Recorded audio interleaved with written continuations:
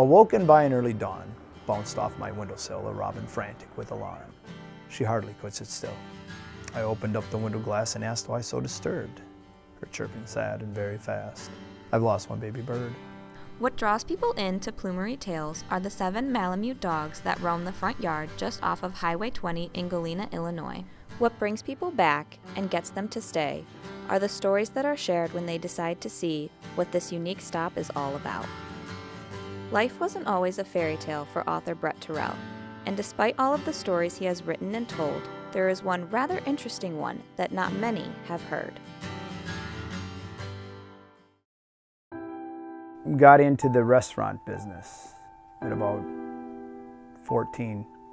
I knew this was what I wanted to do. People loved him and they came from miles around to eat the food that he had made. We took over the restaurant and Bret was awesome. And unfortunately, we got in with somebody who is not a great character of a person. First time he needed to come up with some money, he couldn't get it. So I was trying to do everything I could to get the restaurant back up, but it wasn't enough. I knew that losing that restaurant was like the most devastating thing that could have ever happened. And we lived in our van for 35 days. We had no home. We sold everything we had. We traveled 30 states in 30 days looking for jobs, and we were probably the happiest that we'd ever been.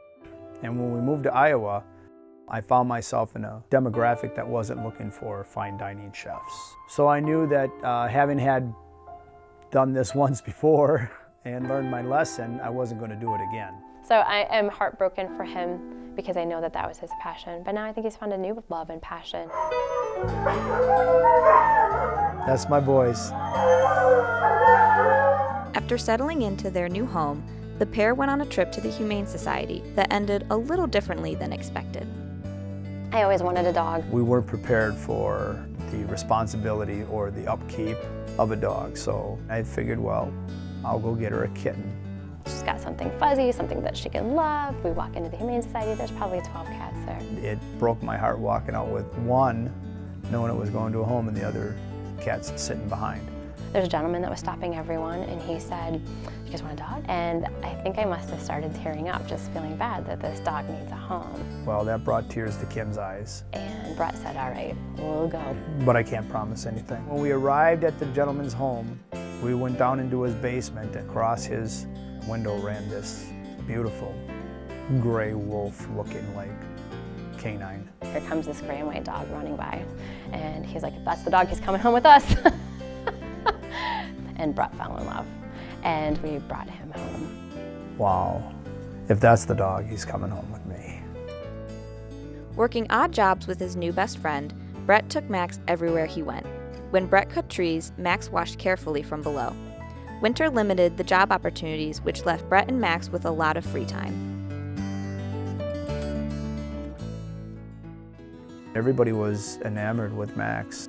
People would just come out of their homes and tell me what an awesome dog he was. And he went with me on every job. I knew that I could grasp a hold of people, and I used my writing technique to entice people to call me and hire me on to cut their lawns. And then during the winter months, there I was with writer's desire and nothing to write. So I started writing poetry again.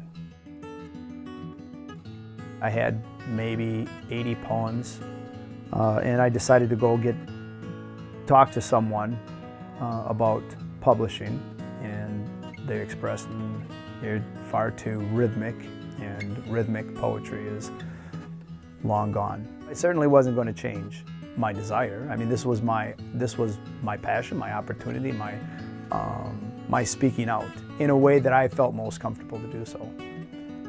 So they said, well, if you want to stay rhythmic, perhaps you might want to look into doing children's books. I decided to put Max in my whimsical stories. Well, thus came the adventures of Max and I. Bret loved writing children's books with his dog as the main character, and the public loved them too. Max brought the books to life, offering an element to the story people couldn't find anywhere else. Soon, Max and Bret were off doing book signings and meet and greets, spreading the messages that Bret incorporated in each book. The 7 Max and I adventures were flying off the shelves, being sold all over the world. But just like any great story, this one had an unexpected turn. As the stories say, Max is more than just a pet. You know, he's my friend, he's my confidant. Oh boy, you're gonna make me cry.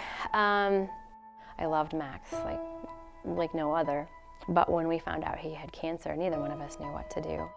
That was the hardest loss I'd ever had. Ended up doing a bone biopsy with Max, and a bone biopsy to make sure that he had bone cancer. I didn't realize bone cancer was the most painful cancer you could possibly have. So he was on a lot of medication. After a while, he just didn't want to take it anymore. Nothing ever hit me so hard. Every dog has a certain place in my heart. Some bigger places, but every one of them would be hard-pressed for me to just say, well, I'll just replace it. At that point when the vet got there, then you knew it was real. And I just remember her doing the first injection, and Bret was just literally sobbing and laying on top of him. And all I can think of, I have to help him. And so then they did the second injection, and Bret literally just, he couldn't get up. I mean, I'm crying too, but there was no consoling him. And then finally, after a little while, we finally got Max into the car and brought him to the vet. To see Bret lose it, I'm like, okay, I have to be the strong one here. That put me down for a few months. At first, I wasn't even gonna continue on with it. I was done once we lost Max. While Bret wasn't sure about writing more in the future, the author wanted another Max that could continue to bring his characters and stories to life. But why stop at 1? Soon 1 became 2, 2 became 4, and 4 turned to 7. Max, Bear, Tundra, and Blackie. Dog number 5 was Glacier. Lambo was born, dog number 6. On came Odin, number 7. With all of the new dogs, the buzz around the book skyrocketed. It was only a matter of time until a new book inspiration was born.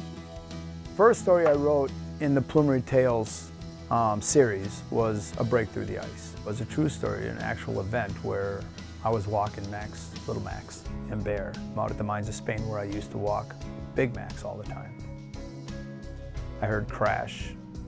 I turned around and my dog is in the Mississippi River. So I went out to the edge of the ice carefully, leaned over, and I went to pull him in, and sure enough, the ice broke up underneath me. I finally get Max out of the water. I'm stuck. But I noticed Bear had a dangling pinch collar that used to be Big Max's, and using it, Bear pulls me out of the water and saves my life. And because it wasn't a Max adventure, I had to come up with a new title.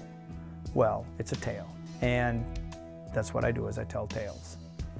I like the idea of Plumery Tails because they're feathery. My dog's tails are plumery, and Plumery Tails just sounded like an awesome title for a book series. So it was called, the first story was called Plumery Tails, A Break Through the Ice, The Adventures of Little Max and Bear. And that was how it started. Adding 4 Plumery Tails adventures to the list of published work, the popularity continued to grow. Having 7 Malamute dogs bringing the stories to life didn't hurt either. I'd be sitting out with the dogs outside, and people would just constantly keep pulling into the parking lot. And I'd just get finished talking to one group of people, and then another group would come in. So we decided, well, if there's that much intrigue, we'll go ahead and open up a meet and greet opportunity where we can tell people about the dogs. Maybe that'll entice them into the books, and thus it does. The dogs catch the public's eye, while the books touch the reader's heart, giving meaning to the characters that roam the front yard and bringing people back for more, time and time again. He likes to keep it old-fashioned. You meet the author, you meet the characters, you get their paw prints, you hear the story. Because if you don't hear the story, you wouldn't know what the whole premise is. And it doesn't mean as much. Otherwise, it's just a book that a kid's gonna throw on the counter and not ever look at. And that emotional connection is people just, they want to come back and get that every single time. You're not gonna find that anywhere else. I know I'm relaying a great message to kids, and that makes me feel pretty awesome. I'm always trying to instill some form of family value or moral value for the kids. It's not even about writing stories. You know, the poetry is my outlet. The stories are my opportunity, and everybody should have an opportunity. Miss Robin scoped the overview while I looked on the ground. Inquired Max, "What can I do?"